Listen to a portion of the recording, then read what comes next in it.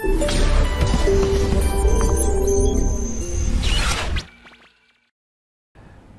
Students, जैसे कि हमने कल पढ़ा था कैलोरीमेट्री में हमने हीट के दो फॉर्मूले पढ़े थे, उष्मा के दो फॉर्मूले पढ़े थे। उष्मामिति में उष्मा के दो फॉर्मूले हमने पढ़े थे, Q बराबर ms डेल्टा T और Q बराबर ml। इसमें इम्पोर्टेंट पॉइंट ये है कि आपको ये पता होना चाहिए कि कब कौन सा फॉर्मूला कहाँ लगाना है। अगर आप ये डिसाइड कर पाए कि कौन सा फॉर्मूला कहाँ लगाना है तो आपके लिए उष्मा की कैलकुलेशन करना, उष्मा को मापना बहुत आसान हो जाएगा। जैसे कि हमने कहा था कि जब जब ताप में परिवर्तन होगा, जब जब ताप में परिवर्तन होगा तो आपको उष्मा का फॉर्मूला कौन सा लगाना, Q बराबर ms डेल्टा T। और जब जब अवस्था में परिवर्तन होगा लेकिन ताप में कोई परिवर्तन ना हो तो उस समय Q बराबर ml के हिसाब से उष्मा का आदान प्रदान होता है, या तो उष्मा ली जाएगी या उष्मा दी जाएगी। ठीक है, जब कोई उष्मा एब्जॉर्ब करता है या उष्मा ले रहा है और या उसमें से रिलीज कर रहा है तो उसकी कैलकुलेशन ms डेल्टा T या m इंटू L से करते हैं। तो उष्मा ताप परिवर्तन मतलब तो ms डेल्टा T, ताप परिवर्तन नहीं केवल अवस्था परिवर्तन मतलब Q बराबर ml। हम इसमें कल एग्जाम्पल भी गया था, उस तरह का एक एग्जाम्पल और कर लेते हैं। जैसे मान लीजिएगा आपको कोई दे दिया आइस, बर्फ दे दिया, बर्फ मान लीजिएगा माइनस के 20 डिग्री सेल्सियस पर है और 20 ग्राम आइस है, 20 ग्राम आइस है। इसको कन्वर्ट करना है, इसको बदलना है किसमें, इसको बदलना है -20 डिग्री सेल्सियस के बर्फ से 130 डिग्री सेल्सियस की स्टीम में, भाप में, इसको भाप में बदलना है। जाहिर सी बात है इसको उष्मा देनी पड़ेगी, उष्मा दे करके ये इसमें बदलेगा। अब किस तरीके से बदलेगा वो चीज़ हमें समझनी है कि कैसे कैसे उष्मा लेगा। तो स्टेप वाइज पूरा तरीके से समझते हैं।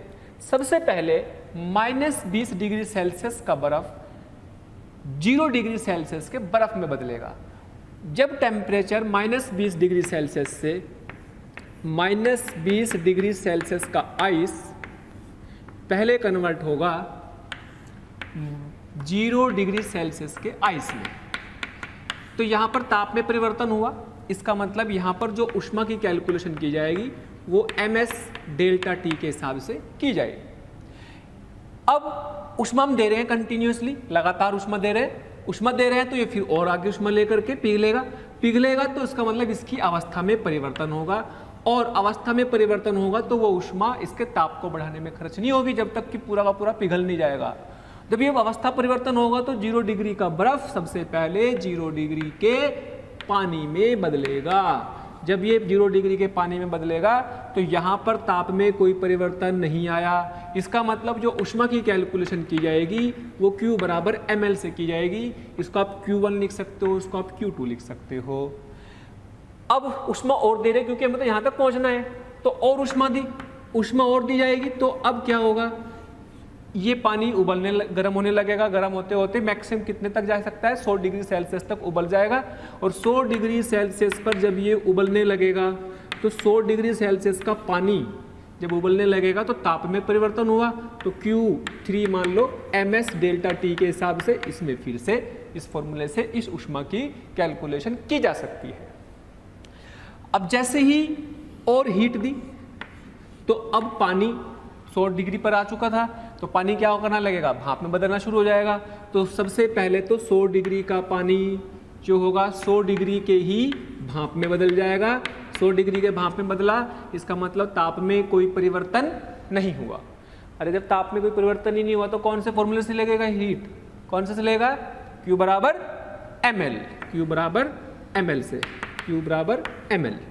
अच्छा, लेकिन हमें कहाँ पहुँचना, और गर्म करा भाप को, और गर्म करते गए और उष्मा लेगा। जब ये और उष्मा ले लेगा तो और उष्मा लेने के बाद ये अपने पास बदल जाएगा, टेम्परेचर बदला, इतनी उष्मा दी कि उसका ताप जैसे 130 डिग्री सेल्सियस हुआ तो फिर उसको उष्मा देनी बंद कर दी।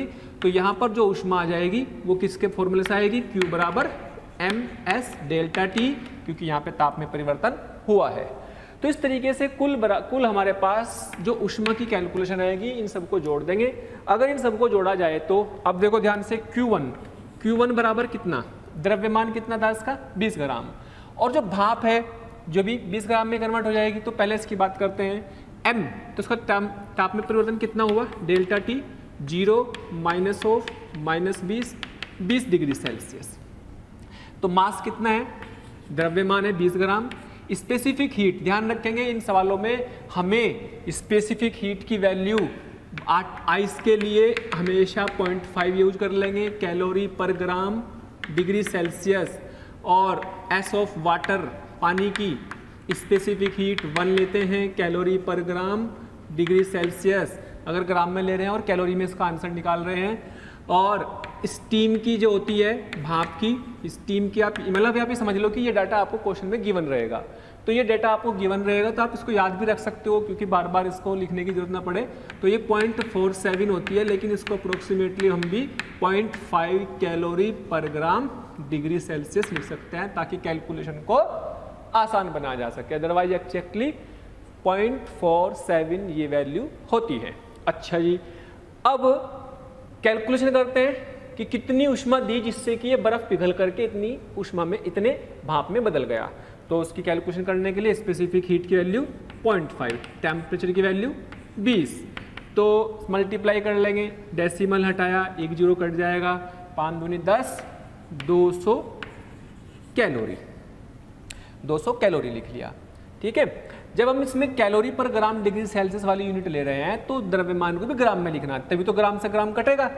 अगर किलोग्राम में हो जाएगा तो फिर यूनिट गड़बड़ हो जाएगी। इसलिए हीट वाले चैप्टरों में यूनिट का बहुत विशेष ध्यान रखें। गलतियां होने की मैक्सिमम पॉसिबिलिटी यूनिट की वजह से होती है। इकाइयां अगर सही नहीं लिखोगे तो इसमें गलतियां होने के चांसेस बढ़ जाते हैं।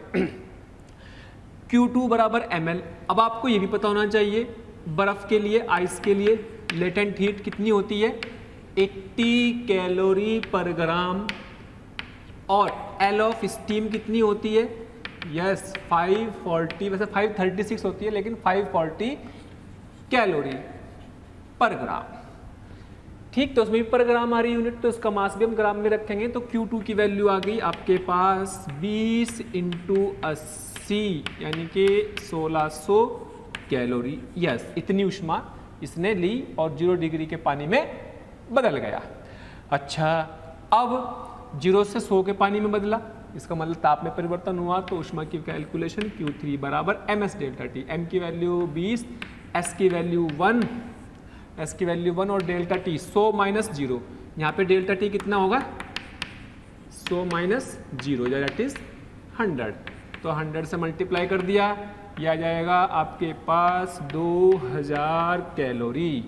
हाँ जी, फिर 100 से 100 ताप समान रहा तो Q बराबर ml से लिया इसने ऊष्मा, सिर्फ उसकी अवस्था परिवर्तन हुई, पानी से भाप में बदल गया। अवस्था इसकी पहले लिक्विड थी, अब ये इसकी भाप बदल गई, वाष्प में बदल गया।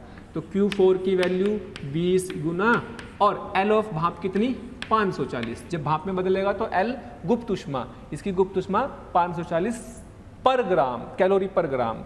तो 20 ग्राम में कितनी ऊष्मा ले लेगा, मल्टीप्लाई कर देंगे 10,800। ठीक है, इतने कैलोरी। चलो जी Q5 की बात करते हैं। Q5 ms delta T 20, s की वैल्यू उसके लिए भी 0.5 इंटू डेल्टा टी कितना 100 से 130। तो 130 माइनस 100 कितना आ गया जी, इस डेसिमल से 0 हट जाएगी और 130 30 आ जाएगा और 10 300 कैलोरी आ जाएगा। तो कुल ऊष्मा की वैल्यू की बात करते हैं। अगर कुल ऊष्मा की गणना की जाए तो कुल ऊष्मा कितनी होगी, कुल ऊष्मा की गणना की जाए अगर, तो Q बराबर Q1 plus Q2 plus Q3 plus Q4 plus Q5। हाँ जी, तो Q1 कितनी हो गई 200 प्लस 1600 प्लस 2000 प्लस 10,800 प्लस 300। चलो कितना हो गया भाई, 200, 1600, 1800 और 2000 3800, 3800 और 300 4100 और 10,800 जोड़ा तो 4100 में 10,800 जोड़ा तो कितना आ गया 14,900। तो टोटल आ गया 14,900 कैलोरी। इतनी ऊष्मा की ज़रूरत इसको पड़ेगी अगर हमें इसको कन्वर्ट करना है 130 डिग्री सेल्सियस की भाप में। तो ये पूरी कैलकुलेशन हमें ऐसा आनी चाहिए। हालांकि बहुत कुछ बाकी है, अभी इसमें बहुत कुछ सीखेंगे, लेकिन पहले हमें इसको मापने का मतलब ये कैलकुलेशन करना, ऊष्मामिति ही यही है कि कैसे इसको निकालते हैं। अच्छा, अब इसमें एक छोटी सी बात और समझ लें। कभी कभी क्या होता है कि आपको इसका ताप का और ऊष्मा का, कभी कभी ताप का और ऊष्मा का क्या करना होता है, डायग्राम पूछ लेता है कि कितनी ऊष्मा दी, कैसे कैसे ताप है। तो वो सब करने के लिए जैसे मान लो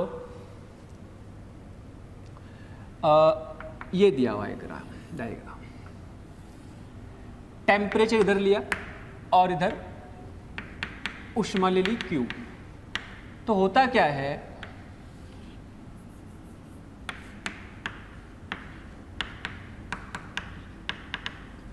-20 पर था, ये माइनस नीचे ले लिया हमने, -20 पर टेम्परेचर पर था आइस। जब हम इसको ऊष्मा दे रहे हैं तो ये 0 डिग्री के आइस में बदल गया। 0 डिग्री कहाँ होगा, यहाँ पर, यस। और क्योंकि Q बराबर क्या होता है, ms डेल्टा T, तो क्या है, Q प्रोपोर्शनल टू है टेम्परेचर के।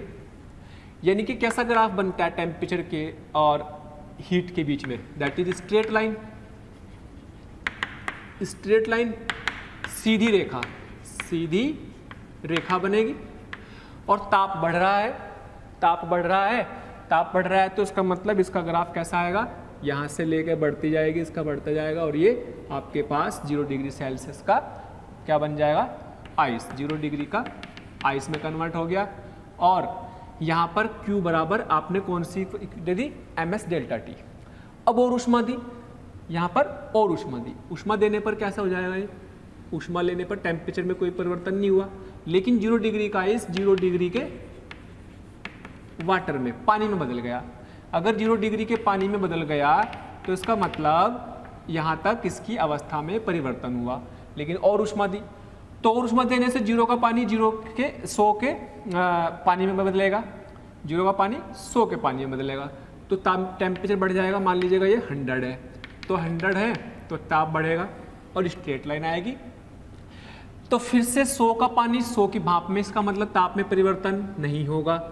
लेकिन ऊष्मा तो दे रहे, तो ऊष्मा कहाँ जा रही है, गुप्त ऊष्मा में जा रही है, तो उसको भाप में बदल देगा 100 की। और 100 से फिर क्या होगा, 100 से फिर ये 30 की 130, यहाँ पर फाइनल हीट आ गई और ये 130 की भाप में बदल गया, 130 की भाप में। तो ये क्या है, यहाँ पर 100 का पानी, यहाँ पर क्या है 100 की भाप, और यहाँ पर क्या है 130 की भाप। तो इसको बोलते हैं इसका ताप और ऊष्मा का डायग्राम, ग्राफ। अच्छा, अब मान लो यहाँ पर कितनी ऊष्मा ली इसने, आप चाहो तो डाटा से लिख सकते हो भाई, यहाँ तक आने के लिए ऊष्मा ली इसने 2000 कैलोरी, और यहाँ से यहाँ तक कितनी ऊष्मा ली इसने, यहाँ तक के लिए ली इसने 200 कैलोरी, और यहाँ तक के लिए इसने 1600 कैलोरी। और जी यहाँ से यहाँ तक जाने में कितनी ऊष्मा ले ली इसने, 2000 कैलोरी, और यहाँ से यहाँ तक कितनी ले ली, 10,800 कैलोरी, और यहाँ से यहाँ तक कितनी ले ली, 300 कैलोरी। इस तरीके से टोटल यहाँ तक आते आते कितनी ऊष्मा ले ली, 14,900 कैलोरी, 14,900 कैलोरी कुल ऊष्मा ले ली। तो इस तरीके से आप पूरा डायग्राम देख के समझ सकते हैं कहाँ पर स्टेट में परिवर्तन हो रहा, कहाँ पर उसकी अवस्था में परिवर्तन हो रहा, कहाँ पर उसके जो है ताप में परिवर्तन हो रहा। तो इस तरीके से कैलकुलेशन कर लेंगे। कई बार डायग्राम जो रहता है, डायग्राम से पूछ लेता है कि यहाँ से अवस्था परिवर्तन हो रही है, यहाँ पर क्या हो रही है, अवस्था परिवर्तन हो रही है, यहाँ पे क्या है, ताप परिवर्तन हो रहा है, यहाँ पर क्या है, ताप परिवर्तन हो रहा है, यहाँ पर अवस्था परिवर्तन हो रही है। यहाँ पे सॉलिड से लिक्विड में बदला, ठोस से जो है द्रव में बदला, यहाँ पे द्रव से, यहाँ पर क्या हो रहा है, द्रव से गैस में बदला, वाष्प में बदला, और फिर ताप बदल रहा है। तो ये ग्राफ पूरी स्टडी बताता है इसकी कि किस तरीके से इसमें चेंजेस हो रहे हैं। तो ये हमें कई बार दिया होता है, कई बार बनाना पड़ता है, कई बार इसको निकालने की जरूरत पड़ जाती है। Clear?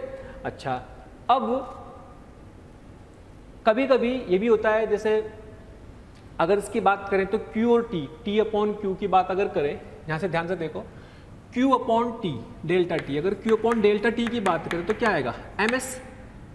Q upon delta T का मतलब ms। तो यानी कि इसका स्लोप का उल्टा डेल्टा T अपॉन Q क्या कहलाएगा, ढाल, डेल्टा T अपॉन Q क्या कहलाएगा, इसकी प्रवणता। That is 1/ms। तो ये इसकी क्या कहलाएगी, 1/ms के बराबर होती है। और आप आगे पढ़ेंगे, इसको बोलते हैं ऊष्माधारिता, इसको बोलते हैं ऊष्माधारिता। क्या होता है ऊष्माधारिता भी डिस्कस करेंगे बाद में। लेकिन अगर कहीं पर ग्राफ दिया हो और आपको पूछ ले जाए कि डेल्टा 2/q का जो ढलान है, जो प्रवणता है, वो किसके बराबर होती है, वो ऊष्माधारिता के उल्टे के बराबर होती है। अभी ऊष्माधारिता क्या होती है इस पे हम डिस्कस करेंगे, अच्छे से समझेंगे क्या होती है ये। बस आप तो सीधे सीधे रख लेंगे m × s को ऊष्माधारिता कहते हैं अभी तो, ठीक है। अच्छा जी अब नेक्स्ट क्वेश्चन देखते हैं। प्यारे बच्चों, बहुत बहुत शुक्रिया दिल से आप सभी लोगों का, जो आप लोगों का इतना प्यार मिला, आप लोगों के इतने व्यूज़, इतने सारे लाइक्स, इतने सारे कमेंट्स मिले। मैं ये आपको बताना चाहता हूँ कि जो डिस्क्रिप्शन में लिंक दिया है, प्लीज़ वहाँ जा कर के अपना एनरोलमेंट ज़रूर सुनिश्चित करें। और प्यारे बच्चों, इसके अलावा यदि आप डाउट्स का बेनिफिट उठाना चाहते हैं, आप स्टडी मटेरियल का बेनिफिट उठाना चाहते हैं, तो मोशन के प्रीमियम कोर्स को ज्वाइन करें। ये कहीं ना कहीं आपके लिए बहुत बेनिफिशियल होने वाला है। चलिए नेक्स्ट क्वेश्चन में, कभी कभी हम जो ऊष्मा की कैलकुलेशन करते हैं, कभी कभी क्या होता है कि जो ऊष्मा होती है उसमें इस विशिष्ट ऊष्मा की वैल्यू कांस्टेंट नहीं होती है। मान लो आपको दिया हुआ है, ये आपको गिवन है, ये आपको दिया हुआ है कि विशिष्ट ऊष्मा S जो है ये आपको दे दी AT²,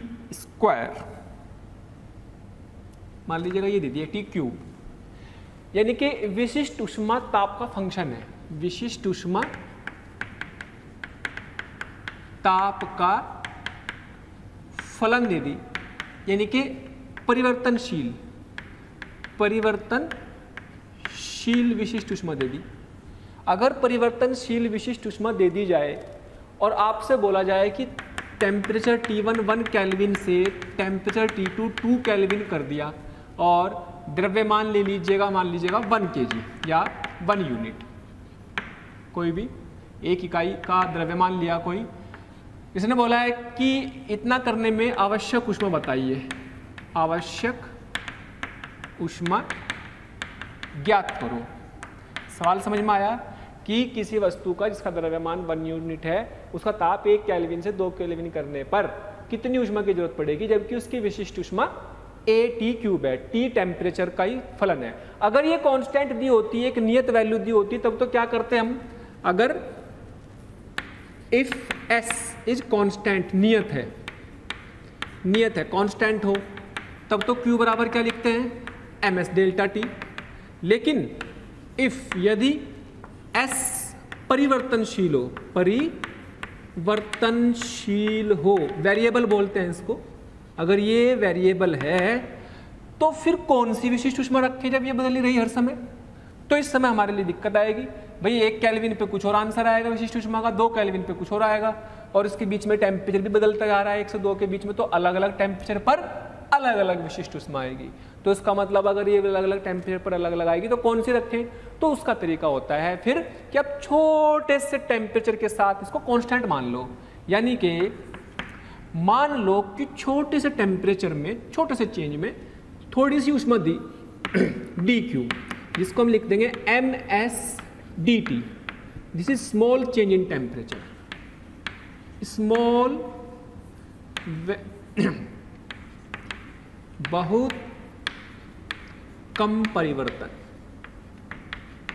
इतने कम परिवर्तन में S को हम कांस्टेंट मान सकते हैं। तो अब ऐसे निकाल सकते हैं, अब ये थोड़ी सी हीट आएगी लेकिन और चेंज होगा तो ताप, तो फिर विशिष्ट ऊष्मा बदल जाएगी, तो फिर उसकी ऊष्मा बदल जाएगी। तो हर थोड़े थोड़े से ताप में परिवर्तन करके सारी विशिष्ट ऊष्मा निकाल लेंगे और सारी की सारी ऊष्मा निकाल लेंगे और सारी ऊष्मा को जोड़ देंगे। तो जोड़ने का तरीका होता है हमारे पास इंटीग्रेशन बोलते हैं, इसको समाकलन बोलते हैं, साफ बोलते हैं। लेकिन जब वेरिएबल चीज़ों को डील करना होगा, जब कोई परिवर्तनशील चीज़ों को जोड़ना होता है, तो उसके छोटे छोटे टुकड़े कर लेंगे, बहुत छोटे छोटे टुकड़े कर लेंगे और इतने छोटे टुकड़ों को कर करके जोड़ दिया जाता है। तो थोड़े से टेम्परेचर चेंज के साथ निकाला तो ये टोटल आ जाएगी हीट Q, m की वैल्यू 1, S की वैल्यू है AT³ और dt, और यूनिट है 1 से 2। जैसे मैंने पहले बताया था कि ताप में चूंकि जब चेंज आता है इसमें तो चेंज में केल्विन लिख लो, डिग्री सेल्सियस लिख लो, कोई फर्क नहीं पड़ेगा। तो ए टी की पावर, इसका इंटीग्रेशन करेंगे क्योंकि इंटीग्रेशन होता है एक्स की पावर एन डी एक्स का, एक्स की power N plus one upon N plus one. जो भी लिमिट होती है उस लिमिट को रख देते हैं। यहाँ पर मान लो लिमिट ए से बी है तो ए से बी लिमिट रख दी जाती है। यहाँ पर ये आपके पास ए तो कांस्टेंट है और टी की लिमिट क्या हो जाएगी 4/4, 3 + 1 अपॉन 3 + 1, तो लिमिट है 1 से 2, तो आंसर आएगा a/4 और यहाँ पर रख देंगे 2 की पावर 4 - 1 की पावर 4 दैट इज 15a/4, यानी कि कुल इतनी ऊष्मा की जरूरत पड़ेगी। तो याद ये रखना है कि जब भी ऊष्मा में S परिवर्तनशील हो, ताप का फलन हो, तो उस केस में Q बराबर इंटीग्रेशन ms dt ये लगा देते हैं, बस जितना याद रखना है। तो थोड़ा सा और कैलकुलेशन का तरीका बढ़ जाएगा, थोड़ी सी कैलकुलेशन इंटीग्रेशन की बढ़ जाएगी, लेकिन हमें तरीका आना चाहिए कि अगर परिवर्तनशील है तो। लेकिन 99% केसेस में आपको क्वेश्चन में स्पेसिफिक हीट कांस्टेंट ही दी रहती है। अगर दे दे तो ऐसा करना है, अगर दे दे तो ऐसा करना है, जो कि बहुत ही रेयर केस में आपके सामने आएगा वेरिएबल केस का। लेकिन तो कांस्टेंट दी रहती है 1, 2, 0.5 जो भी देगा, 0.1, 0.3, किसी भी मटेरियल की विशिष्ट ऊष्मा जनरली कांस्टेंट रहती है। लेकिन समय के साथ, टेम्परेचर के साथ साथ अगर बदलने वाला फंक्शन दे दे तो सकता है ना वो बदलने के साथ, ताकि थोड़ा सा और कॉम्प्लिकेटेड कर दे क्वेश्चन को। तो फिर उस समय आपको बस ये सांप लगा देना, इस पर इंटीग्रेशन कर देना, जोड़ देना है उसको, थोड़े से टेम्परेचर चेंज के साथ जोड़ के चले जाना। कैलकुलस आप ऑलरेडी बेसिक मैथ में पढ़ चुके हैं, तो मेरे ख्याल से आपको थोड़ा सा आइडिया कैलकुलस का है, इसीलिए हम उसको इस तरीके से हैंडल कर सकते हैं। क्लियर? अच्छा अब और प्रॉब्लम देखते हैं इसी कैलकुलेशन की बेस पर ही। ये आगे होगा मेरे ख्याल से।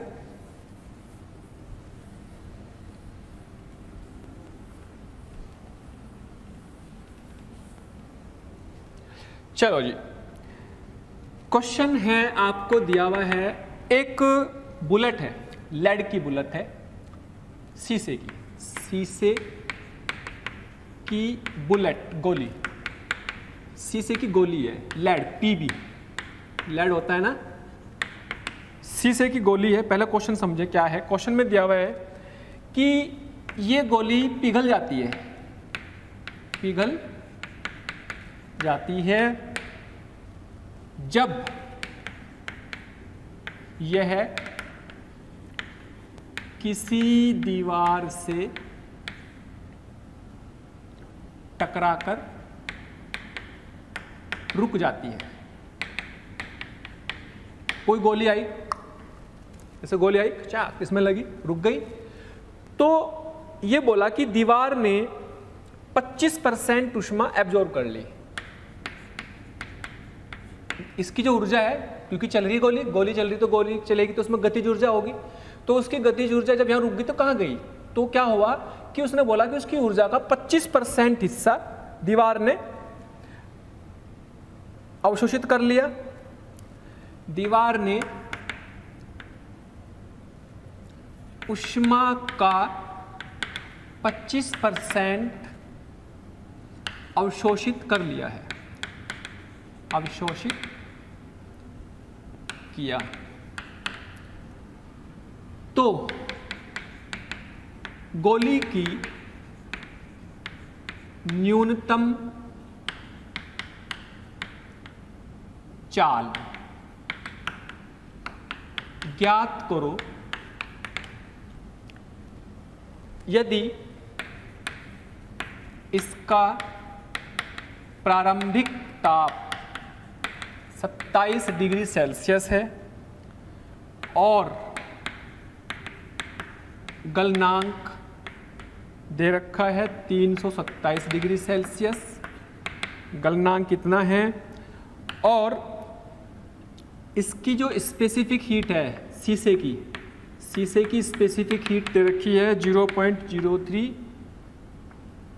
कैलोरी पर ग्राम डिग्री सेल्सियस, और इसकी लेटेंट हीट जो है शीशे की लेटेंट हीट है 6 कैलोरी पर ग्राम डिग्री सेल्सियस।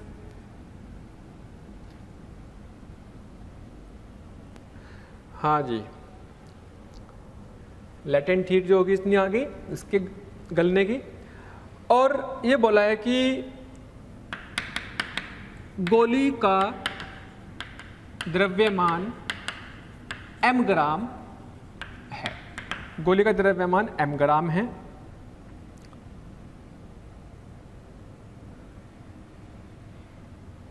तो कितनी वेग से गोली आ रही है, सवाल को समझेंगे ध्यान से, बहुत ही अच्छा सवाल है, ऊष्मा से रिलेटेड बढ़िया सवाल। तो क्या हुआ है, गोली आई, इसमें टकराई, गोली के पास वेग है मतलब उसके पास गतिज ऊर्जा है, उसकी जो भी ऊर्जा है वो ऊर्जा यहाँ पर टकराएगी, तो उसकी टकराने से यहाँ पर आवाज़ भी होगी, हो सकता है कुछ लाइट भी डेवलप हो, चिंगारी उठे, आग भी निकले, और उसको गर्म भी कर सकती है, यानी कि उसकी ऊर्जा कई जगह खर्च हो सकती है, आवाज़ में, साउंड में गई इसकी, और लाइट में जा सकती है, और हीट एनर्जी में जा सकती है। तो उसने बोला कि उसकी ऊर्जा जितनी भी थी उसका 25% क्या हुआ, अवशोषित कर लिया, किसमें, ऊष्मा का 25% अवशोषित कर लिया किसने, दीवार ने। तो उसका मतलब 75% ऊर्जा कहाँ चली गई, गोली को पिघलाने में चली गई। 25% किसने खा ली, दीवार ने खा ली ऊर्जा जितनी भी थी उसकी। तो 75% ऊर्जा कहाँ गई, उस गोली को पिघलाने में खर्च होगी, उसका ताप बढ़ाने में खर्च हो गई। जब उसको रोक दिया तो वो ऊर्जा को कहीं तो कहीं यूज करेगा, तो कहीं यूज करने में 25% तो दीवार खा गई, 25% दीवार खा गई, तो 75% ऊर्जा किसको मिल गई, गोली ने। अपनी गोली को रोक दिया तो गोली में 75% ऊर्जा से वो पिघल गई, उसके ताप से पिघल गई। उसका ताप 27 से 327 तक हो गया होगा, तभी तो पिघलेगी वो। और 327 के होने के बाद भी वो पहले 327 तक टेम्परेचर बढ़ा होगा, फिर वो गल गई होगी। तो रियलिटी में हुआ क्या होगा, तो जो गोली है वो 27 डिग्री सेल्सियस पर है, पहले 27 डिग्री सेल्सियस पर है m ग्राम। तो जब हमने इसको ऊष्मा दी तो 327 डिग्री सेल्सियस पर पहुंची। अच्छा, यहाँ पर किस स्टेट में है वो, ठोस में, और यहाँ पर भी किस स्टेट में है वो, ठोस में। ठीक, तो एकदम 327 जब होगा उसका ताप, तो एकदम तो पिघलेगी नहीं, तो 327 के बाद भी उसको ऊष्मा मिलती रहेगी, तभी जाकर के पिघलेगी। तो 327 से 327 पर ही रहेगी, तो क्या पिघल जाएगी, यस, ये पिघल जाएगी। क्वेश्चन के अकॉर्डिंग पिघलेगी मतलब यहाँ पर ये किस फॉर्म में आ गई, आपकी लिक्विड स्टेट में आ गई। तो यहाँ पर क्या हुआ, उसकी ताप नहीं बदला, लेकिन उसकी अवस्था बदल गई। अच्छा, अवस्था बदल गई तो यहाँ पर कौन से फॉर्मूले से ऊष्मा लेगा जी, यहाँ पर तो लेगा ये Q बराबर ms डेल्टा T से, और यहाँ पर क्या लेगा, Q बराबर ml से, इसे Q2 मान लूँ, इसे Q1।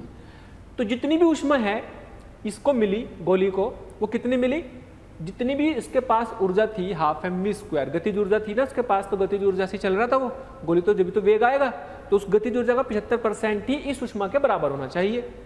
तो गोली के पास जो ऊर्जा थी वो 1/2 mv² थी गतिज ऊर्जा, उसका 75% ही किसके बराबर होगा, Q1 बराबर Q2 के, क्योंकि वही इसमें बदल जाएगा, वही इसको पिघालने में यूज हो रही। अच्छा जी, अब कुल ऊष्मा गोली की, गोली को मिली कुल ऊष्मा, गोली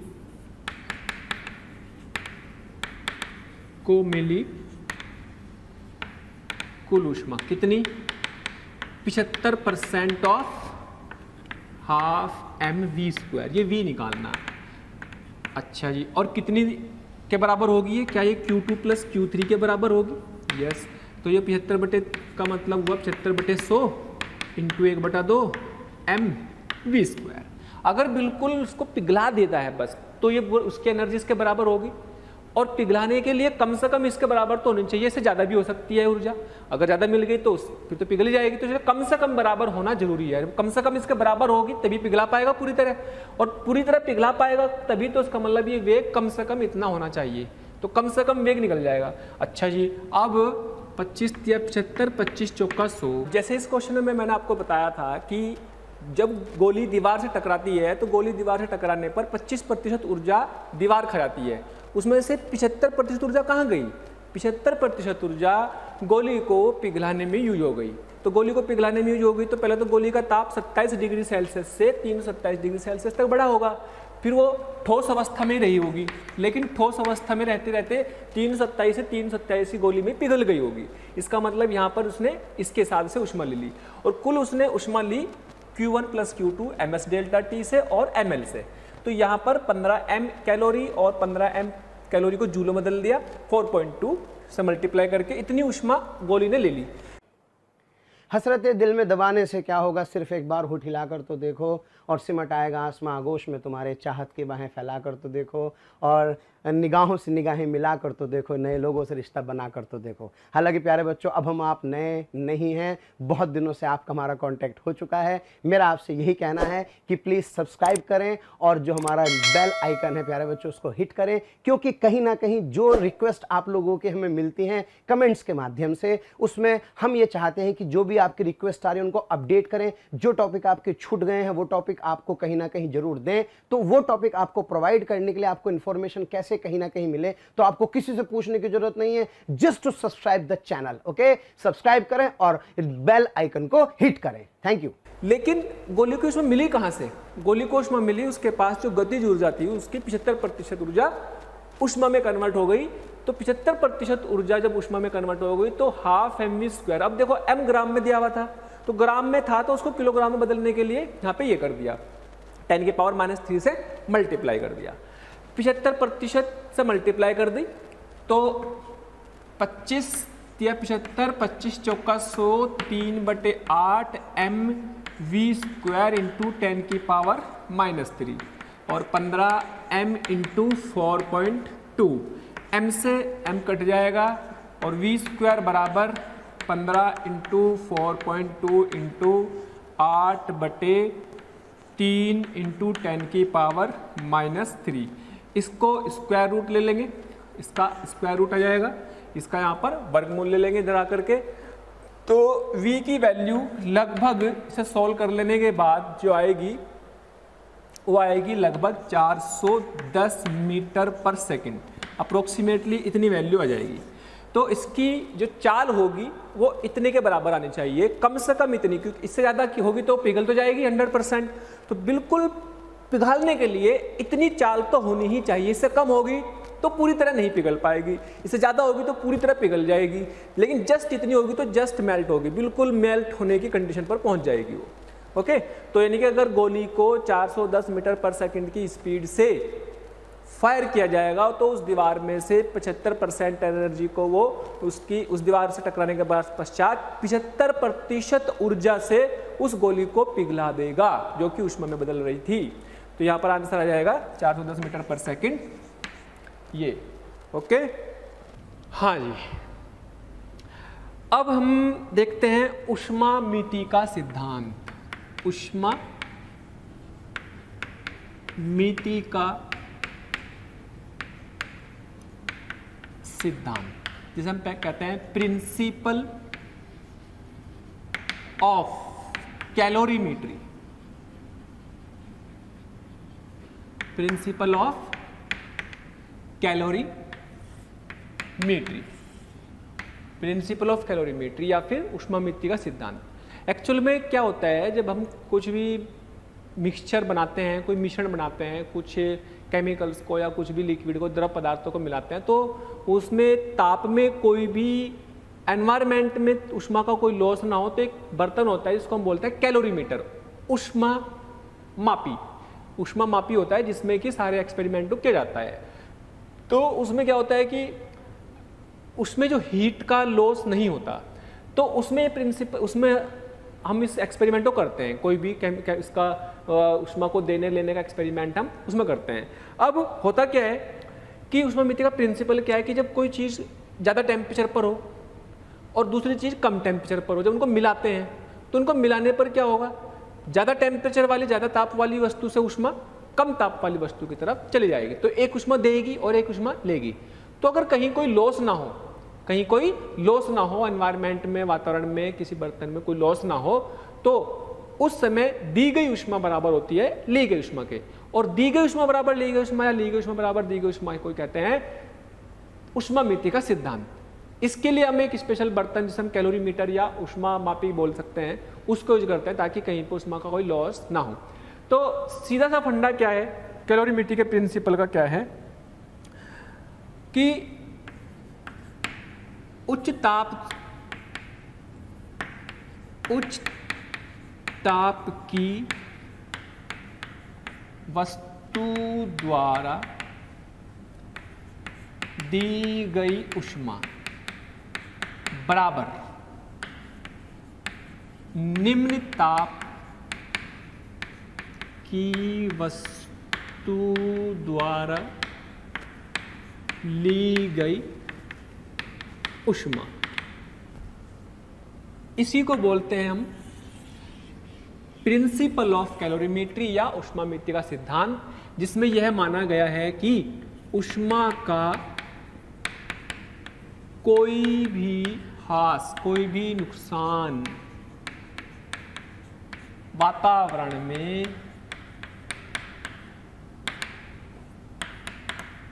नहीं हो रहा है। अब भाई अब कोई चीज़ भर के रखेंगे, गर्म करेंगे तो उसमें वातावरण में भी तो जाएंगे ना, उसमें से हीट निकल करके, जिसे हम बोलते हैं विकिरण मेथड से निकलती है। तो अभी हम उसकी बात नहीं कर रहे हैं कि अभी उसमें ऊष्मा नहीं जा रही, इसलिए हम स्पेशली बर्तन यूज करते हैं कैलोरीमीटर। तो इस सिद्धांत को अप्लाई कैसे करना है, इसको यूज कैसे करना है, इसकी हेल्प से कैसे क्वेश्चंस बन सकते हैं, वो एक इम्पॉर्टेंट पॉइंट है। तो ध्यान ये रखेंगे कि इसका मतलब ये है कि किसी भी पदार्थ को एक ऊष्मा देगा तो एक ऊष्मा लेगा। तो दी गई ऊष्मा और ली गई ऊष्मा का ही खेल है सारा। अगर क्वेश्चन की बात करें तो हम क्वेश्चन से समझते हैं इस चीज़ को, इस सिद्धांत को हम एक क्वेश्चन से समझते हैं। तो क्वेश्चन क्या कहता है कि मान लीजिएगा आपके पास एक बर्तन है, कैलोरीमीटर समझ लो, ऐसे बर्तन है जिनमें हीट का कोई लॉस नहीं होता। तो हीट का कोई लॉस नहीं मानते हुए 10 ग्राम पानी है इसमें, 40 ग्राम पानी इसमें है, ये 20 डिग्री सेल्सियस पर है और ये 50 डिग्री सेल्सियस पर है। कई बार करना पड़ता है ना सर्दियों में आप सबसे पहले क्या करते हो, अपने बाथरूम में जा करके साइंटिस्ट का एक्सपेरिमेंट करते हो। साइंटिस्ट बन जाते हो कि नहीं? अरे साइंटिस्ट बनने का मतलब कि आप पानी लेते हो बाल्टी में, गर्म कर लेते हो, कभी ज़्यादा गर्म हो जाता है, थोड़ा ठंडा पानी मिलाते हो, ठंडा पानी मिलाते हो, ज़्यादा ठंडा हो जाता है, फिर थोड़ा गर्म मिलाते हो। तो आप उसको तब तक करते हो जब तक आपके हिसाब से टेम्परेचर ना आ जाए, जितना आप चाहते हो उतना ना आ जाए। तो वही काम है कि मान लीजिएगा आपके पास 10 ग्राम है, 40 ग्राम है, आपने इसको इसमें मिला दिया, इसमें मिक्स कर दिया, तो मिश्रण का ताप बताना है। मिलाने पर मिश्रण का ताप ज्ञात करो।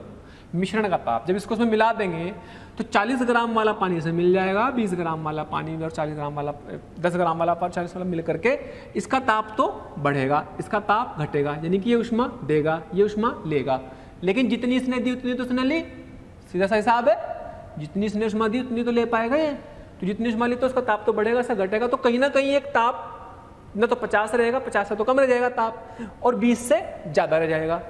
तो मान लिया, माना, सॉल्यूशन करते हैं, माना मिश्रण का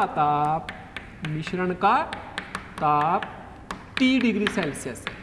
तो हमें यही कैलकुलेट करना है कि ये मिश्रण का ताप कितना है। बहुत इंपॉर्टेंट कंसेप्ट है, ध्यान से समझेंगे और इसके ऊपर ही इसके कैलकुलेशन के क्वेश्चन बनते हैं। अब ऊष्मा देगा कौन? ऊष्मा देगा कौन? 40 ग्राम वाला, 50 डिग्री सेल्सियस वाला। लेगा कौन? 20 डिग्री सेल्सियस वाला। तो एक के द्वारा ली गई ऊष्मा निकाल लो, एक के द्वारा दी गई। तो 50 डिग्री सेल्सियस द्वारा दी गई ऊष्मा कितनी ऊष्मा देगा जी? मान लीजिएगा Q, मान लीजिएगा Q1 कितनी ऊष्मा देगा? क्या इसका ताप बदलेगा 50 से? ताप बदलेगा तो ms डेल्टा T से देगा या ml से देगा? ताप बदलेगा तो ms डेल्टा T से देगा या ml से देगा? ताप बदला इसका मतलब ms डेल्टा T से देगा। अगर ms डेल्टा T से देगा तो इसका मतलब ये हुआ कि इसका द्रव्यमान कितना ले लेंगे? 40। स्पेसिफिक हीट वाटर की हमें पता होती है 1, डेल्टा T टेम्परेचर 50 था, कितना रह गया होगा? कितना रह गया होगा? जब मिलाएंगे 50 भी नहीं रहेगा ना 20 रहेगा, बीच में कोई आ जाएगा, हमने T माना, तो 50 से T तक घट गया। तो ज़्यादा कौन हुआ? 50। कम कौन हुआ? T। तो 50 माइनस T कर दो, ताप में तो अंतर यही आया होगा। तो इतनी ऊष्मा इसने दी। अब 20 डिग्री सेल्सियस द्वारा ली गई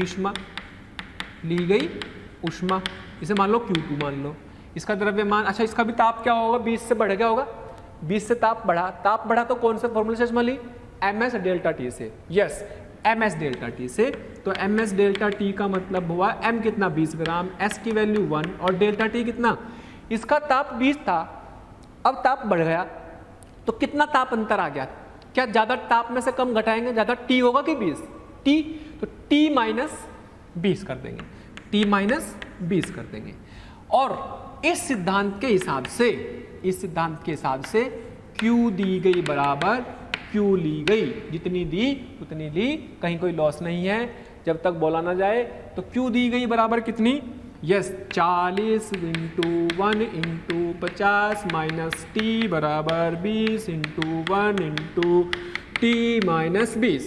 बहुत ही सिंपल, 20 दूनी 40, तो आया 100 माइनस 2t बराबर t माइनस 20 ये, और कितना आया 3t बराबर 80, कितना आया, अरे 3t, हाँ जी, और 3t माइनस 120 इधर आके जुड़ेगा ना, तो t बराबर 40 डिग्री। इसका मतलब ना तो 50 रहेगा ताप, ना 20, कितना हो जाएगा 40 डिग्री हो जाएगा। तो मिश्रण का ताप हो जाएगा आपके पास 40 डिग्री सेल्सियस। इसी को बोलते हैं मिश्रण का नियम, मिश्रण का नियम भी बोल सकते हैं इसको, क्या बोलते हैं, law of mixture, law of mixture या फिर मिश्रण का नियम, मिश्रण करने का नियम यही है। अच्छा मैं आपको थोड़ी सी चीज और समझाता हूं इसी में, अब बहुत ध्यान से देखो, मिश्रण के नियम में बहुत ध्यान से देखो कि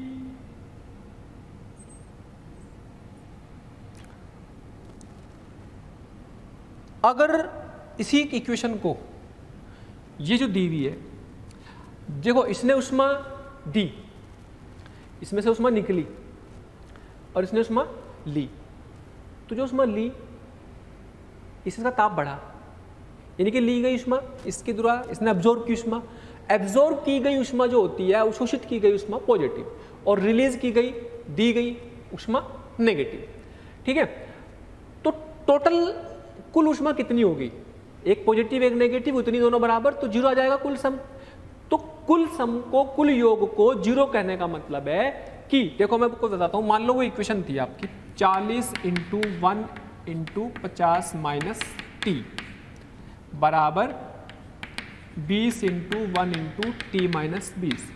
क्या मैं इसमें से टी माइनस 50 भी लिख सकता हूँ, उसको ऐसे लिख सकता हूँ 40 इंटू 1 इंटू टी माइनस 50। मैं आपको एक चीज़ समझाना चाह रहा हूँ, इसको ध्यान से सुनेंगे, कभी कभी आप इस तरह से भी लिख सकते हैं, क्या उधर आके प्लस का कर देंगे, यस, तो क्या लिखेंगे 20 इंटू 1 इंटू टी माइनस 20 तो है ही, जो जाकर जुड़ जाएगा, तो 40 इंटू 1 इंटू टी माइनस 50 बराबर 0। कहने का मतलब यह है कि कुल होती है उनका सबका योग 0 होता है, जिसको हम बोलते हैं मिश्रण का नियम, मिश्रण का नियम। तो ऐसे भी लिखा जा सकता है। आप क्या करो, एक टेम्परेचर मान लो फिक्स बीच में T मान लिया, तो T में से माइनस करते जाओ, बस T में से माइनस करते जाओ, सबको जोड़ दो इक्वल टू 0 कर दो, T में से माइनस करते जाओ, सबको जोड़ दो इक्वल टू 0 कर दो। अब इस पर और एप्लीकेशन देखेंगे मिश्रण के नियम पर, लेकिन फिलहाल तो इस क्वेश्चन का जो तरीका है करने का वो सबसे बेस्ट यही है कि ली गई बराबर दी गई उष्मा। और ध्यान रखेंगे कि जब ये इसमें उष्मा दी जाती है, किसी चीज़ में जोड़ी जाती है, वो शोषित करता है, एब्जॉर्ब करता है उष्मा को, यानी कि वो उष्मा कैसी होगी पॉजिटिव, और किसी इसमें से निकल गई उष्मा वो होगी नेगेटिव। और अगर उतनी ही निकल रही, उतनी उतनी उतनी नेगेटिव, तो दोनों का योग क्या होगा 0। तो वही चीज़ मैंने आपको बताई कि भाई दी गई उष्मा और ली गई उष्मा का दोनों का योग 0 होता है। तो चाहे 3 मिक्सचर हो, 4 हो, 5 हो, तो आप तो सबको मिलाओ, टेम्परेचर T मान लो, और सभी में T माइनस करते जाओ, देखो T माइनस आ रहा, और अपना आप उसको बराबर 0 कर रख दो, सारी उष्माओं का योग, तो हम उससे भी इसको सॉल्व कर सकते हैं, ठीक है। अभी और प्रॉब्लम देखेंगे, इसको अप्लाई करने को और कॉन्सेप्ट समझेंगे, बहुत सारी डिस्कशन रहेगा इस पर, तो तब और अच्छे से क्लियर होगा। लेकिन पहले आपको बस इस बेसिक क्वेश्चन को अच्छे से समझना है कि भाई इस तरीके से उष्मा का सिद्धांत को लगाया जाता है। ओके, चलो जी, इसी सिद्धांत पर और प्रॉब्लम करते हैं। प्यारे बच्चों, आपको वीडियो अगर पसंद आ रहे हैं तो प्लीज़ लाइक करें, शेयर करें और साथ ही साथ उन ज़रूरतमंद बच्चों को इसके बारे में ज़रूर इन्फॉर्मेशन दें जिनको इसकी कहीं ना कहीं आवश्यकता है। मैं जानता हूँ आपका दिल बहुत अच्छा है, आप भी दूसरों के बारे में शायद उतना ही सोचते हैं जितना ये मोशन की टीम सोच रही होगी। तो प्यारे बच्चों, इसलिए इन लेक्चर्स के जो भी लिंक्स हैं वो अपने फ्रेंड्स के साथ ज़रूर शेयर करें। विश्वास कीजिए, जितने ज़्यादा लोग जुड़ेंगे उतना ज़्यादा आप लोगों का प्यार, स्नेह, लाइक और कमेंट्स के माध्यम से हमें प्राप्त होगा, जिससे मोशन की टीम मोटिवेटेड होगी और हम लोग दिन रात बहुत ऊर्जा के साथ प्यारे बच्चों आपके साथ काम करेंगे।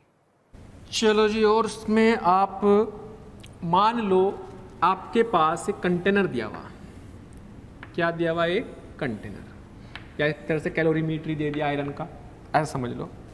तो इसमें एक 0.4 kg 20 डिग्री सेल्सियस का पानी भरा हुआ है। इसमें आयरन की, लोहे की, Fe बोल दो, लोहे की 0.2 kg, इतने किलोग्राम की 100 डिग्री सेल्सियस की एक गोली डाल दी। कोई लोहे का एक ब्लॉक है, वो उसमें डाल दिया। अच्छा, ये एल्यूमिनियम का है, एल्यूमिनियम, ये एल्यूमिनियम का जो बर्तन है ये 0.5 kg का है, ये 0.5 kg का है। और इसकी विशिष्ट ऊष्मा आयरन की और एल्यूमिनियम की विशिष्ट ऊष्मा दी हुई है। अभी जो डाटा दिया हुआ है पहले सारा लिख लेते हैं। ये दे रखी है आपको 90 जूल पर केजी डिग्री सेल्सियस, और ये दे रखी है आपको 470 जूल पर केजी डिग्री सेल्सियस। हाँ जी, अब सवाल क्या है, सुने ध्यान से। सवाल ये है कि भाई एक बर्तन था, इस बर्तन में 0.4 किलोग्राम पानी था 20 डिग्री सेल्सियस पर, तो जाहिर सी बात है इस बर्तन का ताप भी 20 ही होगा जिसमें रखा हुआ। इसका द्रव्यमान भी दे रखा है, इसकी विशिष्ट ऊष्मा भी दे रखी है। इसमें एक 100 डिग्री सेल्सियस का तपता हुआ लोहे का गोला इसमें डाल दिया, लोहे का ब्लॉक डाल दिया, लोहे का टुकड़ा डाल दिया। तो जाहिर सी बात है ये लोहे का टुकड़ा इसमें डाल देंगे 20 डिग्री वाले में, तो इसमें से ऊष्मा लेने शुरू करेगा, ये उसमें से ऊष्मा लेनी शुरू कर देगा। जब ये ऊष्मा लेनी शुरू करेगा तो इसका ताप बढ़ेगा, उसका ताप घटेगा। तो सवाल क्या है कि मिश्रण का ताप ज्ञात करें। क्वेश्चन क्या है, तो मिश्रण का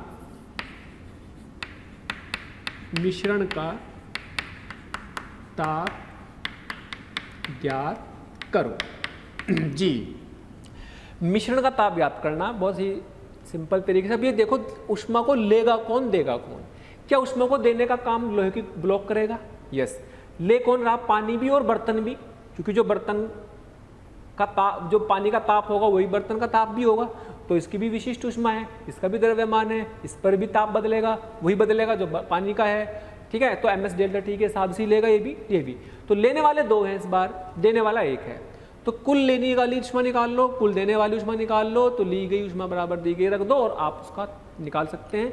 तो ये आप मान लेंगे सॉल्यूशन करते टाइम, सॉल्यूशन में आप मान लेंगे, माना मिश्रण का ताप T है। इसमें ध्यान रखने वाली बात, यूनिट का विशेष ध्यान रखेंगे। अच्छा, यूनिट का विशेष ध्यान इसलिए रखना जरूरी है क्योंकि यहाँ पर द्रव्यमान किलोग्राम में और जूल पर किलोग्राम डिग्री सेल्सियस में विशिष्ट ऊष्मा दे रखी, तो उस हिसाब से आप ध्यान रखेंगे। चलो जी, कुल दी गई ऊष्मा कौन देगा? Fe के द्वारा। Fe कौन है? आयरन, लोहा। तो कितनी ऊष्मा देगा ये? क्या इसका ताप शुरू में 100 है, ऊष्मा देकर के इसका ताप 100 से कम हो जाएगा, ताप बदला, तो कौन से फॉर्मूले से देगा ऊष्मा? ms डेल्टा टी से। चलो ये ms डेल्टा टी लगा दिया, ms डेल्टा टी से लगा दिया। m कितना? इसका दिया हुआ है 0.2 kg। तो बेटे किलोग्राम में दे रखा है, तो स्पेसिफिक हीट भी आपको ऐसे सिस्टम में दे रखी। चलो जी, ये भी सही है, तो कोई दिक्कत नहीं, एज इट इज रख लेंगे। 470 इंटू डेल्टा टी कितना है भाई? 100 माइनस टी। तो इसकी यूनिट भी क्या आएगी? जूल। इसकी यूनिट क्या आएगी? जूल। क्योंकि सब कुछ आपका SI सिस्टम के हिसाब से लिखा गया। और ली गई ऊष्मा, कुल ली गई ऊष्मा, लेगा कितनी ऊष्मा भाई? ये कौन कौन लेगा? पानी लेगा, पानी लेगा प्लस जो है बर्तन भी लेगा, दोनों लेंगे। पानी कितनी ऊष्मा लेगा जी? अच्छा, पानी की विशिष्ट ऊष्मा नहीं दी होगी, पानी की विशिष्ट ऊष्मा आपको याद भी रख ली, लेकिन क्वेश्चन में दी रहती है। तो पानी की विशिष्ट ऊष्मा कितनी होती है? 1 कैलोरी पर ग्राम डिग्री सेल्सियस। हम ये गलती कर जाते हैं कई बार, क्योंकि हम रट लेते हैं कि विशिष्ट ऊष्मा पानी की 1 होती है, लेकिन चूंकि यहाँ सभी SI सिस्टम में है, जूल पर किलोग्राम डिग्री सेल्सियस में, तो उसको भी लिखेंगे। और मैंने आपको बताया था कैलोरी को 4.2 लिख लेंगे, इसको 10⁻³ लिख लेंगे, और वो बन जाता है 4200 जूल पर kg डिग्री सेल्सियस। ये याद होनी चाहिए। चलो जी, विशिष्ट ऊष्मा इसकी पता है। द्रव्यमान कितना है इसका? 0.4, इसकी विशिष्ट ऊष्मा 4200। डेल्टा T कितना हो जाएगा? क्या इसका तापमान 20 डिग्री से बढ़कर के T तक बढ़ेगा? यस, T तक बढ़ेगा। तो T तक बढ़ेगा तो T-20 ताप अंतर हो गया, तो T-20। चलो जी, प्लस अब बर्तन का द्रव्यमान 0.5, विशिष्ट ऊष्मा ये, और ताप इसका भी यही बढ़ेगा, T-20। चलो जी, 0.5 इंटू 90 इंटू T-20, इतनी ऊष्मा इन्होंने ली और इसने दी। तो ली गई ऊष्मा बराबर दी गई ऊष्मा कर दो, तो ली गई ऊष्मा बराबर दी गई ऊष्मा कर दो। चलो जी, करते हैं। Q ली गई बराबर Q दी गई, कोई भी कर दो। ऊष्मामिति का सिद्धांत।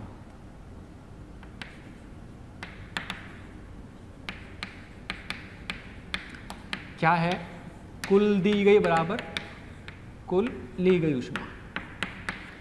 तो दी गई कितनी? कैलकुलेशन थोड़ी संभाल सकते हैं, बस डेटा समझे। डेटा से आपको तरीका समझना है कि आपके पास 100 - T बराबर 0.4 into 4200 T-20 plus 0.5 into 90 into T-20। इस इक्वेशन में T अननोन है, इस T को आप कैलकुलेट कर सकते हैं। T की वैल्यू सोल्व करने पर आ जाएगी लगभग 24.134 डिग्री सेल्सियस। सोल्व कर लेंगे आप सब लोग इसको, क्योंकि इक्वेशन बन चुकी है। इंपॉर्टेंट है आप इस इक्वेशन को सही से बना पाओ। अगर आप इस इक्वेशन को सही से बना पा रहे हो कि कौन कितनी ऊष्मा ले रहा है, कितना ताप अंतर है, तो बस ताप की वैल्यू निकल जाएगी। या कुछ भी अज्ञात हो सकता है ताप, मिश्रण का ताप दे दे, द्रव्यमान पूछ ले, विशिष्ट ऊष्मा पूछ ले किसी की, या कुछ भी अज्ञात हो सकता है कि नहीं। यानी कि आपको एक समीकरण मिल गई ना, एक समीकरण बनाने का तरीका मिल गया, मतलब एक अज्ञात राशि ज्ञात करने का एक मेथड मिल गया आपको। इसलिए सिद्धांत आपके लिए बड़ा काम का है। भले ही सिर्फ दी गई बराबर ली गई ऊष्मा हो, लेकिन समीकरणें बड़ी बड़ी बन जाती है। बट हाँ, एक अज्ञात राशि होगी तो वो निकल जाएगी। क्या मेरी बात समझ में आ गई? अच्छा, अब इसमें इंपॉर्टेंट पॉइंट ये भी था ध्यान रखने वाला कि आपको यूनिट का विशेष ध्यान रखना है। क्लियर? अच्छा जी, अब मिक्सचर आपके इसमें 2 भी हो सकते हैं, 3 भी हो सकते हैं, उसकी बात कर लेते हैं। हसरतें दिल में दबाने से क्या होगा, सिर्फ एक बार होठ हिलाकर तो देखो, और सिमट आएगा आसमां आगोश में तुम्हारे, चाहत की बाहें फैलाकर तो देखो, और निगाहों से निगाहें मिलाकर तो देखो, नए लोगों से रिश्ता बनाकर तो देखो। हालांकि प्यारे बच्चों, अब हम आप नए नहीं हैं, बहुत दिनों से आपका हमारा कांटेक्ट हो चुका है। मेरा आपसे यही कहना है कि प्लीज़ सब्सक्राइब करें, और जो हमारा बेल आइकन है प्यारे बच्चों, उसको हिट करें, क्योंकि कहीं ना कहीं जो रिक्वेस्ट आप लोगों के हमें मिलती हैं कमेंट्स के माध्यम से, उसमें हम ये चाहते हैं कि जो भी आपकी रिक्वेस्ट आ रही है उनको अपडेट करें। जो टॉपिक आपके छूट गए हैं वो टॉपिक आपको कहीं ना कहीं जरूर दें। तो वो टॉपिक आपको प्रोवाइड करने के लिए आपको इन्फॉर्मेशन कैसे कहीं ना कहीं मिले, तो आपको किसी से पूछने की जरूरत नहीं है, just to subscribe the channel. Okay, subscribe करें और बेल आइकन को हिट करें। Thank you. मान लो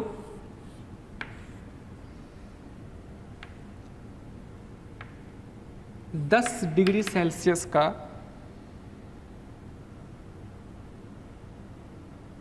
10 ग्राम पानी इसमें है 80 डिग्री सेल्सियस का 20 ग्राम पानी, और इसमें है 30 डिग्री सेल्सियस का 50 ग्राम पानी।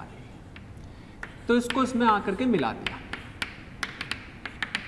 तो 3 मिक्सचर हो गए, तीनों को मिला दिया, तीनों को मिला करके एक मिश्रण बना। सवाल आप समझ गए होंगे क्या सवाल होगा।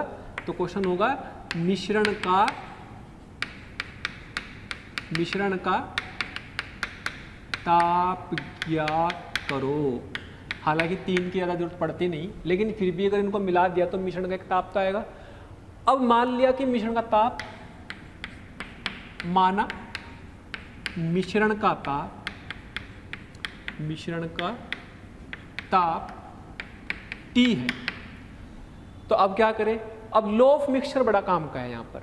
जैसे मैं आपको बताया था पहले भी कि मान लीजिएगा आपके पास यहाँ पर ये M1 है, इसका टेम्परेचर आपके पास T1 है, इधर आपका M2 temperature T2, M3 temperature T3, इनको उठाया यहाँ मिला दिया, 3 4 5 कितने भी हो, तो आपको तो मान लेना T टेम्परेचर है, तो आपको क्या लिखना है M1 S1, इसकी specific heat S1 S2 S3, 3 liquid हो गए कोई भी, लेकिन यहाँ तो पानी ले रखे हैं, सभी क्या है, वाटर है, पानी है।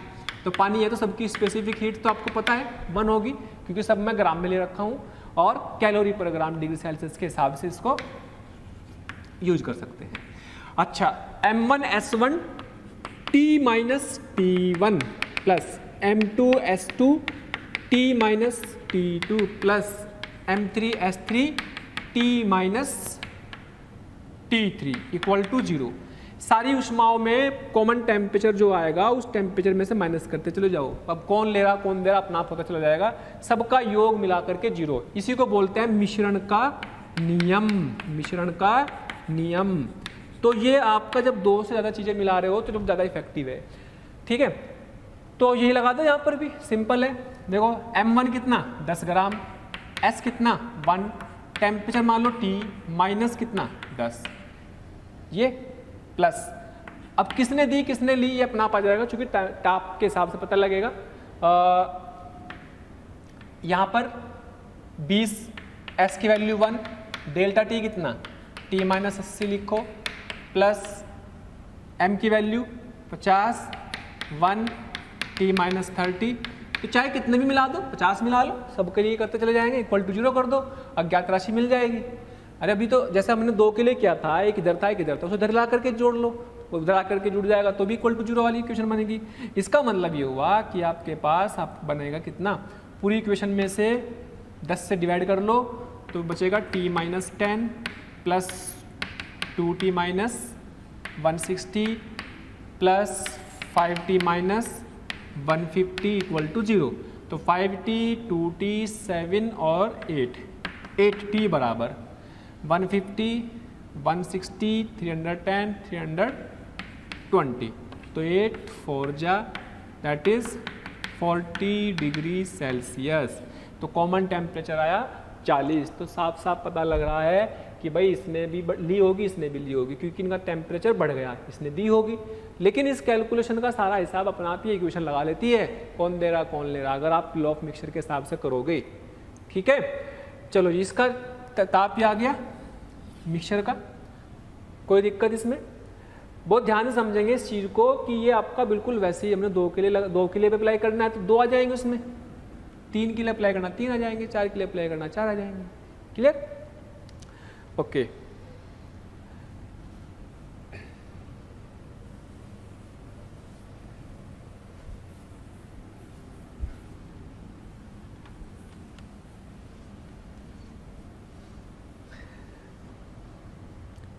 चलो जी, नेक्स्ट क्वेश्चन देखते हैं। बढ़िया इंपॉर्टेंट क्वेश्चन। क्वेश्चन में दिया हुआ है कि आपको 3 डिफरेंट लिक्विड्स हैं, 3 अलग अलग द्रव A, B और C, 3 अलग अलग द्रव है A, B, C, है ना। इसका टेम्परेचर A का 20 है, B का टेम्परेचर 50 है और C का टेम्परेचर 90 डिग्री सेल्सियस है। 3 अलग अलग द्रव हैं, उनके टेम्परेचर दे रखे क्वेश्चन में, ध्यान से सुन लेंगे, ठीक है। ये बोला कि यदि ए व बी को बी की समान मात्रा, ध्यान से सुने, समान मात्रा मिलाई जाए तो मिश्रण का ताप 30 डिग्री सेल्सियस होता है, 30 डिग्री सेल्सियस होता है। और यदि बी व सी की समान मात्रा मिलाए जाए तो मिश्रण का ताप 80 डिग्री सेल्सियस होता है। तो सवाल में ये पूछा है कि यदि ए व सी की समान मात्रा मिलाए जाए तो मिश्रण का ताप कितना होगा, माना T होगा, तो हमें ये T निकालना, मिश्रण का ताप कितना होगा। मेरे ख्याल से क्वेश्चन समझ में आया होगा। मैं आपको फिर से एक बार इलेबोरेट करता हूँ। क्वेश्चन क्या कह रहा है? क्वेश्चन ये कह रहा है कि भाई आपके पास A और B, ये A है, ये B है, कितने पर है ये? 20 पर। B कितने पर है? 50 पर। इन दोनों को मिला दिया, इन दोनों को मिलाया। जैसे इनको मिलाया तो मिक्सचर बना, मिक्सचर का ताप 30 हो गया। A प्लस बी को मिलाया, मिक्सचर का ताप कितना हो गया? ये। और दोनों की द्रव्यमान समान है। मान लो इसका m है तो इसका भी m होगा, समान मात्रा में। इसका m है तो इसका भी m होगा। फिर ये कह रहा है कि भाई हमने B लिया और C लिया समान मात्रा में, इसका भी m, इसका भी। इन दोनों को मिला करके यहाँ पर B प्लस C मिलाया तो उसका ताप ये आ गया। ये कितने पर था? 50 पर, ये 90 पर था। तो इनका मिक्सर ताप ये आ गया। अब ये कह रहा है कि अगर हमने A को लिया, इसका भी द्रव्यमान m लिया, इस C का भी द्रव्यमान m लिया, इन दोनों को मिला दिया, ये 20 पर था, 90 पर था, इन दोनों को मिलाने पर यहाँ पर भी द्रव्यमान A प्लस C कर दिया, दोनों का द्रव्यमान सेम है, तो इसका ताप मिक्सचर का कितना होगा? क्या मेरे सवाल आपको समझ में आया? जब हमने A और B को मिलाया समान मात्रा में तो मिक्सचर का ताप 30, B और C को मिलाया तो मिक्सचर का ताप 80, और A और C को मिलाया तो मिक्सचर का ताप कितना है, ये सवाल में पूछा गया। बहुत ध्यान से समझेंगे, सिंपल क्वेश्चन है एकदम। इसमें A और B में अगर A और B की बात करें, A और B को मिलाया तो ऊष्मा देगा कौन? B देगा और A लेगा। तो B द्वारा दी गई और A द्वारा ली गई। B कितनी देगा? ms डेल्टा T, ms कितना हो गया? B की स्पेसिफिक हीट दी नहीं, क्योंकि ये द्रव है, इनका पता नहीं स्पेसिफिक हीट कितनी है। मान लो B की ये है डेल्टा T, 50 से क्या इसका ताप कम हो जाएगा? तो 50 से कम हो जाएगा, वो कितना हो जाएगा? 30। तो ताप अंतर कितना आ गया? 50 माइनस 30। और इसमें इसका भी द्रव्यमान मात्रा समान है, SA, और कितना आ जाएगा ये? इसका 20 से 30 हो गया तो 30 माइनस 20 का ताप अंतर 30 माइनस 20 हो गया। m से m कट जाएगा और ये आपके पास 20 SB इक्वल टू ये कितना? 10 SA, इससे कट गया तो SA बराबर 2 SB। स्पेसिफिक हीट में हमें कोई रिलेशन अभी नहीं पता, कोई वैल्यू नहीं पता, तो उनका रिलेशन आ गया। चलिए अब Q ऑफ B, अब देखो B कौन है? B लेगा और Q ऑफ C देगा, C देगा, तो M SB। अब मिक्सर का ताप 80, 80 माइनस 50, 80 माइनस 50, M S की वैल्यू कितनी पता नहीं, तो C लिख दिया, और 80 माइनस ये 90 माइनस 80 हो जाएगा। तो यहाँ पे कितना आ गया भाई? M से M कट जाएगा, 80 माइनस 50 को क्या लिख देंगे? 80 माइनस 50 की वैल्यू कर देंगे कितनी? 30 SB, और ये 10 SC, इससे कट जाएगा तो SC बराबर 3 SB। क्या मेरी बात समझ में आ गई इतनी? तो तीसरा यहाँ पर कौन देगा, ए लेगा और सी देगा, तो ए लेगा और सी देगा, तो ये कितनी लेगा, M S A delta T कितना। अब टेम्परेचर हमें नहीं पता मिश्रण का, यही हमें निकालना है, तो क्या ये 20 से ज़्यादा बढ़ जाएगा, यस बढ़ेगा, तो T माइनस 20 लिखना पड़ेगा, ओके।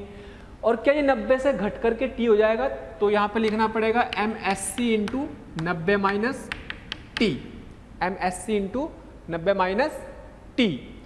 चलो जी, अब M S A into T minus 20, तो एम से एम कट गया। अच्छा, एस ए की वैल्यू थी हमारे पास 2SB, 2SB टी माइनस 20, और एस सी की वैल्यू थी 3SB 90 minus T. S B से एस बी कट जाएगा, तो आ जाएगा 2T minus 40 equal to 270 minus 3T, तो ये आएगा 5T इक्वल टू 230, और T की वैल्यू आ गई कितनी, 5 4 जा और 5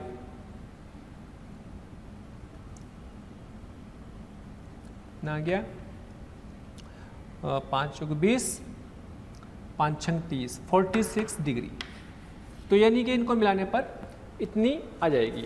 अच्छा, अब इस चीज़ का ध्यान रखें, कैलकुलेशन में थोड़ी सी 90 ये जुड़ जाएगा, सॉरी, तो जब जुड़ेगा तो ये बन जाएगा 270 प्लस 40 कितना आ गया, 310, सॉरी 310 आ गया, तो 5 6 जा और 5 2 जा, इतने डिग्री सेल्सियस, तो ये आ गया पूरा 62। तो इसमें आपको समझने वाली बात सिर्फ इतनी है कि पहले हमें इसमें स्पेसिफिक हीट भी नहीं पता, तो उसकी इस रिलेशन को इन दो इक्वेशन से निकाल लिया और तीसरे से इसको यहाँ यूज कर लिया, और बड़ा इंपॉर्टेंट टाइप का क्वेश्चन है, अच्छे से समझेंगे। जरूरी नहीं है कि समान मात्रा दे, हो सकता है कि जो मात्राएं हैं ये आपको समान ना दे करके अलग अलग दे दे, दो उनका एक m है, दूसरा 2m है, तीसरा m है, इस तरह से भी दे सकता है, ओके। चलिए इसको नोट कर लें।